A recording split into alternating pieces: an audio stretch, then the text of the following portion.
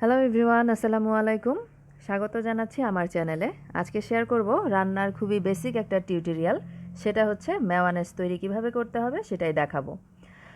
তো যারা এখনও আমার চ্যানেলটাকে সাবস্ক্রাইব করেননি, প্লিজ চ্যানেলটাকে সাবস্ক্রাইব করে পাশের বেল বাটনটাও অন করে দিবেন। আর যারা অলরেডি সাবস্ক্রাইব করেছেন তাদেরকে জানাচ্ছি অনেক ধন্যবাদ। তো প্রথমেই রুম টেম্পারেচারে থাকা একটা ডিম আমি নিয়ে নিব ব্লেন্ডারের জারে। হ্যান্ড হুইস্ক দিয়েও কিন্তু এই মেয়োনেজটা তৈরি করা যাবে, সেক্ষেত্রে সময়টা একটু বেশি লাগবে। তো ব্লেন্ডারে করলে সময়টা খুবই কম লাগে। তো দিয়ে দিলাম চিনি আধা চা চামচ পরিমাণ, লবণ দিয়েছি 1/3 স্পুন, সাদা গোলমরিচের গুঁড়া দিলাম 1/3 স্পুন, আর লেবুর রস দিলাম 1 টেবিল চামচ পরিমাণ। লেবুর রসের বদলে ভিনেগারও 1 টেবিল চামচ পরিমাণ ব্যবহার করা যাবে। এবারে এই উপকরণগুলোকে একটু ব্লেন্ড করে নিব। খুব বেশি সময় না, 30 থেকে 40 সেকেন্ড ব্লেন্ড করার পরে এতে অ্যাড করে দিব রান্নার তেল। 1 কাপ পরিমাণ তেল লাগবে আজকে একটা ডিমের জন্য।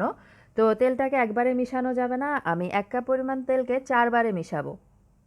প্রথমে আমি 1/4 কাপ দিয়ে তারপরে ব্লেন্ড করে নিয়েছি। এরপর আবারও বাকিটা দিলাম, আবারও ব্লেন্ড করে নিব। আর খুব বেশি সময় ব্লেন্ড করতে হবে না, 1 মিনিটেরও কম সময় ধরে ব্লেন্ড করতে হবে।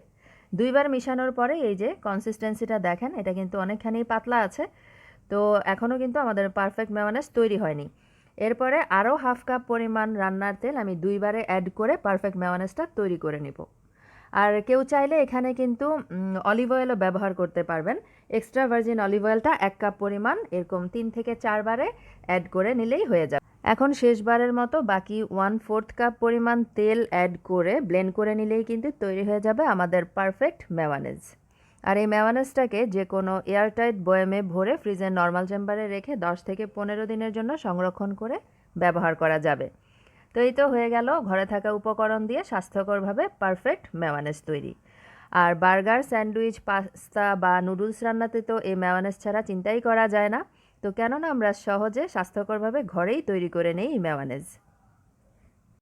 আজকের টিউটোরিয়াল নিয়ে কোনো ধরনের কোশ্চেন থাকলে আমাকে কমেন্ট সেকশনে কমেন্ট করে জানাতে পারেন, আমি উত্তর দেওয়ার চেষ্টা করব।